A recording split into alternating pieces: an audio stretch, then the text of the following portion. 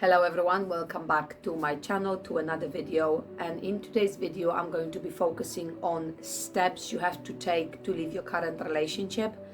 Maybe you are in a toxic relationship, maybe you are in an unhealthy one, or maybe you just fell out of love and you just want to move forward and you don't know how to do it as you've got kids and you are unaware of the steps or the decisions you have to make. So hopefully in this video you're gonna see the steps, the necessary steps, and that somehow will make the transition for you a bit more easier. Alright, so let's dive straight in. I would say the first thing you have to decide, which loads of people by the way can't decide or they never do, that's why so many of them is left in a toxic relationship. You have to make that decision that you want to leave. And obviously by you making that decision, you're gonna have to accept that the decision that you've made, it's going to be painful. It's gonna leave you in a situation where you are maybe unaware what to do, you haven't been in that situation before, and it's scary. We don't like to go on a side of fear because it's unpredictable, we don't know what's going to happen. So lots of people stay in the unhealthy relationship because some of them unfortunately cannot face the pain. So after you've decided that you want to leave, you have to enter into some kind of separation between both of you. So ideally, if you can, ask your partner for a separation or just make him aware that you want one. I remember when I was planning on leaving and I kept throwing in his face that I'm going to leave. But again, I never took that step of actually leaving. One morning I came down and I decided I'm going to tell him I want to separate. And I just stood in front of the board and I said, I want to separate. I want to separate from you for a month, from 1st of September to 1st of October, and then see where that's going to take us. Now, he wasn't happy about it. He was shocked because, as always, I threw in his face that I want to leave. I never actually did anything about it, so he probably thought it was another one of those typical arguments that I was causing. But I've decided that I want to. Now, when you decide to separate, when you drop the bombshell, ideally, that equals removing your entire energy and presence from his environment. That means no cooking, no cleaning, no preparing lunches, no talking to him, no listening to about his issues, no hugging, no touching, no intimacy, nothing. You are basically like two strangers living under one household. That's ideally how you want this to be.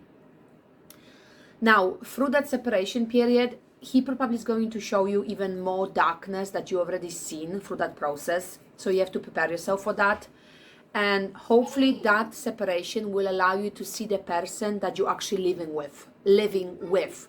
Because we normally just remember the bad, then something good happens. We only remember the good, then something bad happens, and then it's a constant vicious cycle of it. So separation is not only for you to physically remove yourself from him, but to also see the person that's hiding behind the mask, behind all those fake promises that you've been receiving for such a long time. And just to add, maybe I go back a little bit. So let's say you are a stay-at-home mom, and let's say you've got no money, you've got no car, you are completely and utterly dependent on him. Now, dropping a bombshell of separation, it's a biggie, because the minute you're going to tell this to him, he will cut you off from everything. So maybe before, and that's what I started doing, is if you decide, let's say you want to separate, you decide you are unhappy, you decide you don't want to be longer in this relationship, and let's say you are a stay-at-home mom, you have to come up with some kind of plan. So ideally, give yourself a specific time by when do you want to be out of the relationship. So let's say, okay, in the next year, I'm going to leave because I'm certain this is not something that I want, I'm going to leave. So within that period of a year, try to maybe get a car if you've got the money right now. Maybe you don't have a job and you don't have any money because you stay at home mom. Get a part-time job. Bring you some kind of stability and security that if you drop the bombshell of separation, you will have somewhere to go, you will have something to live off. Maybe you will have the car to take your kids to school or anywhere like that. Try to do as much as possible before that period, so when the time comes, you are prepared for everything. Okay, after you've dropped the bombshell of the separation, the next step is to focus on all the things that you can from now on. So ideally, you have to decide who's going to be staying in the house that you're staying with. So me and my ex-husband, we didn't bought the house, so we were renting. So we didn't have the issues when it comes to mortgage and stuff like that. So obviously you won't be able to get the advice from me when it comes to what to do with the house that is in both your names and you pay mortgage on it. We were just renting. So when we decided to separate from September, he didn't want to leave, and he didn't left till I think it was 6th of January. But I gave myself a clear timeline. I've told him, because it was extremely stressful and toxic to live in the same household after you separate. So I gave myself a timeline that if he won't be out of this house until 6th of January, and I specifically said 6th of January, I'm out. I will pack black bags, I will take my kids, and I will go. I don't care where. Is it my sister or is it shelter or somewhere?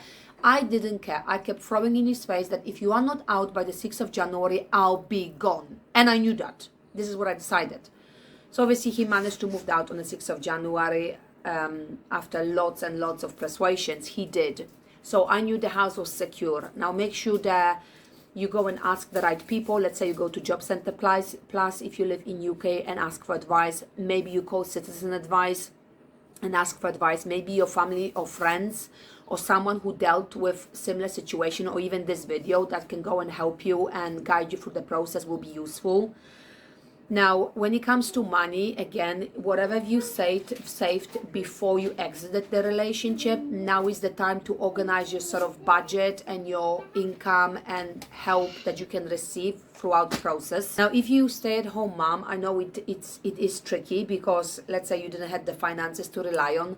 You can always ask or call government for some kind of help for the time being. As let's say your kids are small and you cannot go to work, or maybe you haven't got anything to live off, you can always ask for help. There is specific application that you have to fill in, but there is always some kind of help that you can get to make your life for the near future as smooth and as easy as possible. I know it doesn't seem easy, but believe me, there is help, and you just have to find it and accept it with your open arms, because it's not like you're gonna live like this forever, but for the current moment in time, especially when you're a single mom, as they say, every little helps. Now the next one is, ideally after he moves out or you leave, block him on everything that you can. Block him on social media, block him on any apps. The only thing you have to keep running is your messaging service, because let's say if you've got kids together, unfortunately you have to allow him to see his kids, which means you need some kind of access and communication when it comes between him and you. I've blocked him on everything, every single app besides messaging. And I know sometimes it bothers me, because sometimes he will still message me about random things that are happening in his life, which I don't want to know, but unfortunately I cannot block him because we've got kids together. You can always get an app from a court. Let's say if you're going in more into sort of legal stuff, you can always download a legal app. I'm not sure what it's called, but I may add it into description below, and then you can communicate through it. So let's say if there ever happens there is a court case, all that messaging can be used in court, because obviously normal messages can't. So there is always an option for you for that. Another one is minimize contact.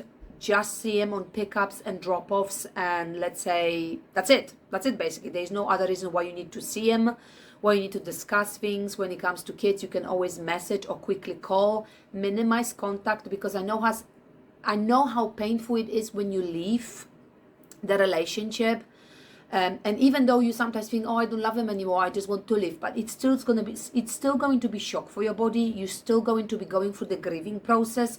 And let's say if you've been in a toxic relationship, you are what they say sort of trauma bonded.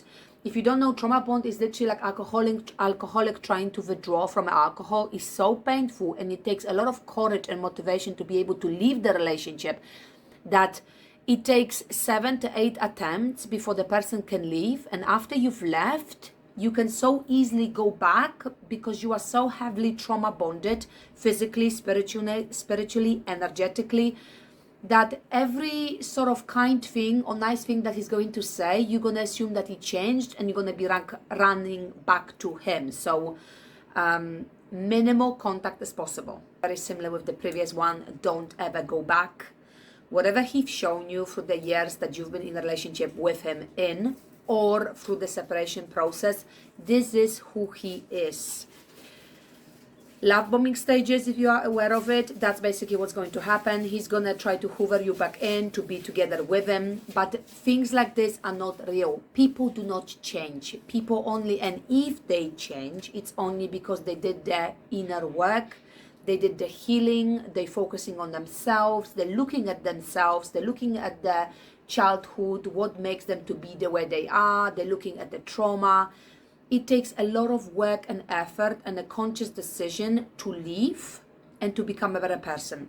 People don't change just like this after you've left them. You remove your energy from them and then they're running back because they're missing your energy. That's not a change. That's basically a manipulation. And then another one is focus on healing, and ideally find yourself the group or the people or the family, anybody around you or community who can help you, that if something arises or you feeling specific way, you've got someone trustworthy that you can go and communicate your issues to.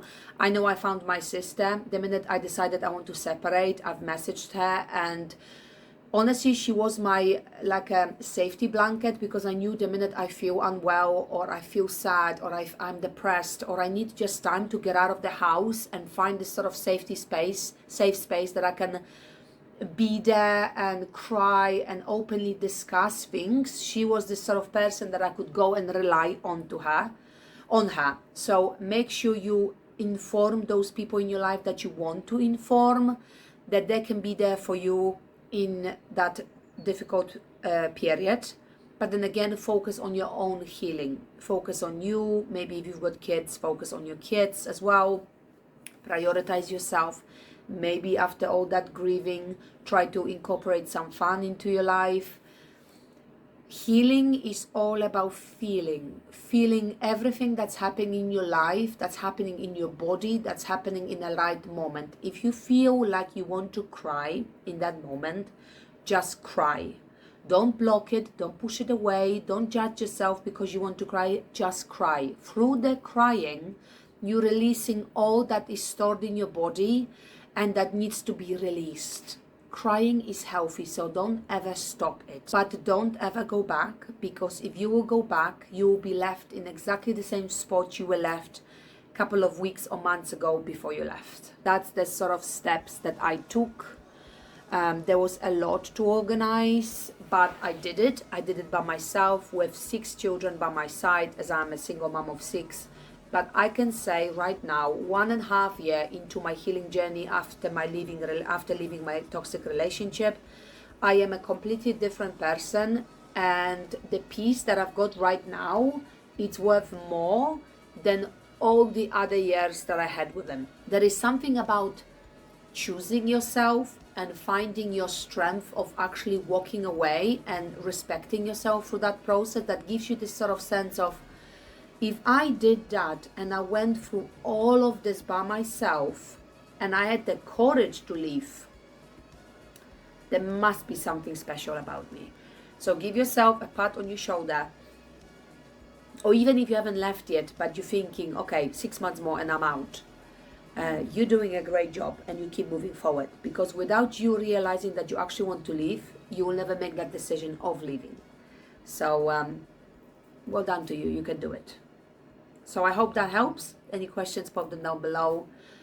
It's been lovely to sharing my experience with you. If you've got any questions, let me know. Please like, share, comment, and subscribe. And I see you in my next one. You've got this. Peace and blessings.